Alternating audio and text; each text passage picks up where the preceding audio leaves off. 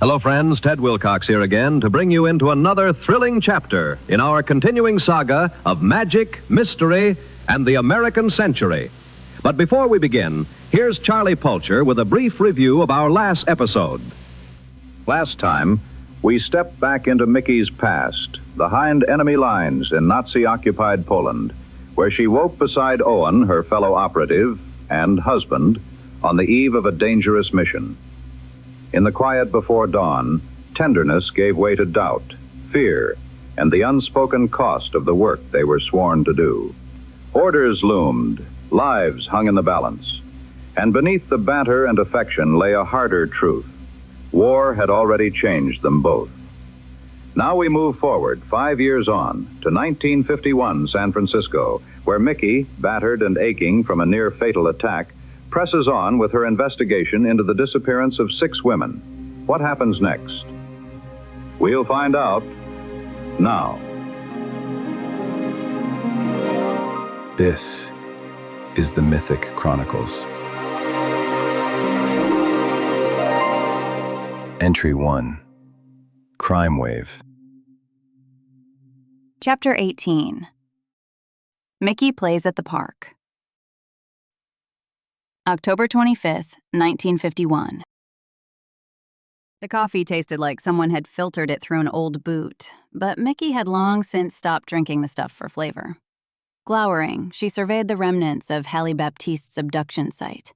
Joshua Norton Park stretched from Hyde and Ellis, north and east, for 2 city blocks to Jones and O'Farrell.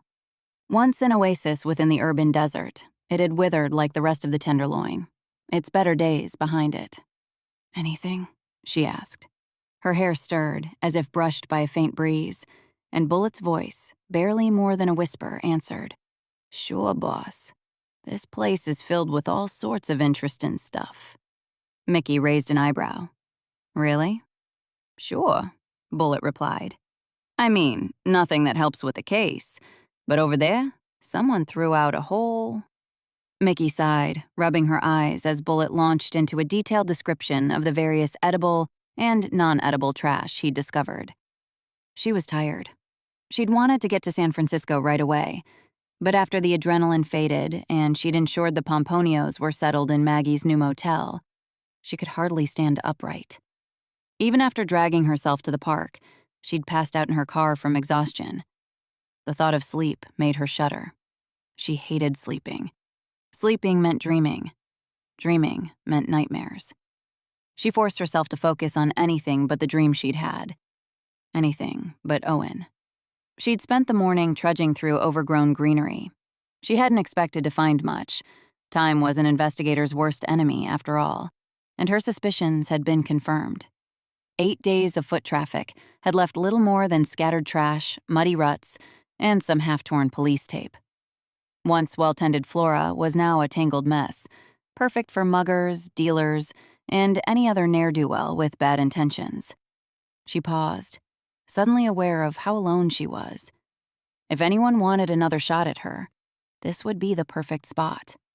Mere hours after almost getting killed, and here she was again, reckless. Why, she thought, annoyed. Why step off the safe path only to wade into the shadows, into risk, into danger? "You know why," came the answer in her own voice. "So what are you waiting for, goddamn-it?" she muttered. "You all right, boss?" Bullett's voice pulled her back. She took another sip of awful coffee, winced at the taste, and stretched her arms and back. "Yeah, I'm fine. Just sore. Turns out taking a point-blank slug from a magically enhanced shotgun takes a lot out of you." Bullitt let out a soft whine. "I'm really sorry, boss. I should have warned you sooner. I didn't think they'd..." "Hey," Mickey said. "How many times do I have to say it's okay? You've saved my bacon too many times for me to get upset." "Yeah, but..." "No buts, Bullitt. We're good." "Okay, but what about..." "Drop it, Bullitt," she snapped. There was a pause before another soft whine. "Okay. Sorry, boss." Mickey scowled into the fog, then sighed. "No, I'm sorry. I shouldn't be so snippy. It's these damned cities. All these sky-obscuring buildings make me claustrophobic, and this fog turning everything into a closed-in dreamscape isn't helping. Honestly, it's probably a good thing the bikers got that shot off. Bullet's whine turned curious. Really? How's that? She smiled. They probably think they got me, that I'm out of the picture, at least for the next day or two. Gives me a head start on tracking the bastards down. Bullet made a thoughtful hum. Yeah, okay. Thanks, boss. Silence settled between them as Mickey did another lap of the scene, again finding nothing but mud, trash, and unhealthy-looking plants. She was about to call it quits when Bullet whispered again. Hey, boss, think I found something. Mickey rolled her eyes. Bullet, if it's another dead— No, boss. He cut her off. Something for the case. Her brows lifted. Really? Her hair swirled, and Bullet replied, Follow me. With Bullet's quiet guidance, she navigated through the trees to where muddy ruts transitioned into dark tire marks etched onto the sidewalk outside the park. Hey, she murmured, kneeling to inspect the marks. Hey, this is exactly what we're looking for. Nice work. An elderly couple walking by gave her strange looks as she pulled out a pocket knife. She flashed them a quick smile. Nothing to see here, just a lady with a knife scraping at the ground. They scurried off, and she scraped some rubber shavings into a tiny envelope. Now, she muttered, tucking the envelope and knife into her purse. Why don't we try to find some Bullet's voice cut in, so quiet she almost thought she imagined it. One other thing, boss. Wait a sec. Were you about to say we should get breakfast? Mickey rolled her eyes. You were saying, Bullet? Because what I was gonna say was nothing. You know me. Just silly old Bullet running my mouth. Now, where should we eat? Mickey crossed her arms, scowling into the mist. You know, I've seemed to have lost my appetite. There was a pause, and her hair caught another faint gust of agitated wind. Fine, Bullet grumbled, managing to be both whisper quiet and petulant at the same time. There's something around here that stands out. I missed it 'cause it's all over the park. Thought it was the park at first, but it ain't. It's like the park's its lair, but not really. It's different. Special. Now that we're out of it, I can smell it leading down this street. Mickey took another sip of the terrible coffee. Think it's our mysterious witness? Thanks to Maggie's source at the Chronicle, Mickey knew someone had called in Hallie's abduction. But in the 8 days since, no one had come forward, and the police hadn't been able to track down the supposed witness. Dunno, boss, Bullet replied. But it's fresh. Mickey nodded, setting her empty coffee cup atop an overflowing trash can.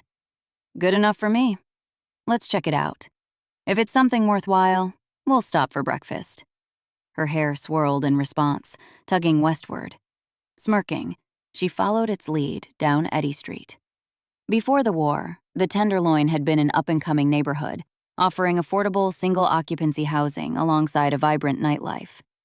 But since then, developers had bought out the many older businesses and replaced them with gambling halls, bars, and adult theaters. So it came as no surprise when Mickey found herself standing in front of a run-down, blind alley, wedged between a drugstore and an all-male burlesque theater.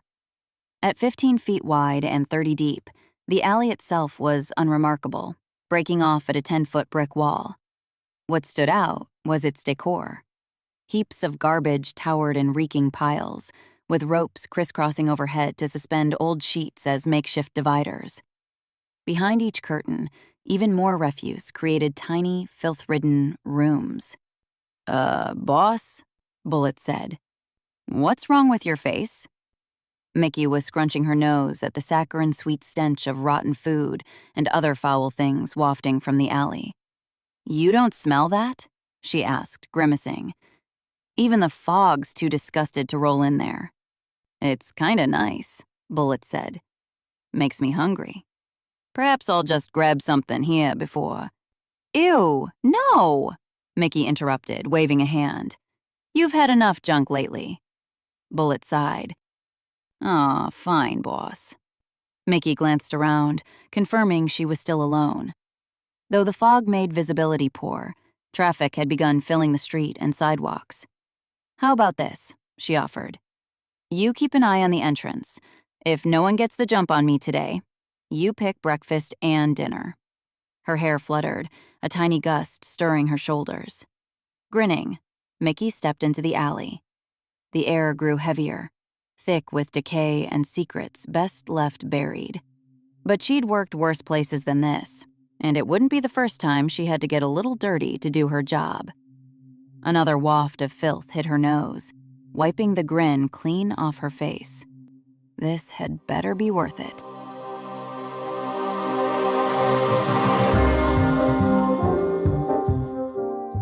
Thank you for listening to this episode of The Mythic Chronicles. If you're enjoying the journey, please consider rating and reviewing the podcast. Your words might help bring more mythics into the fold. To listen ahead, unlock bonus content, and gain access to VIP Discord roles and behind-the-scenes updates, check out our Patreon or visit us at SeanTLaffertyBooks.com. I'm Sean. Thanks again for being here.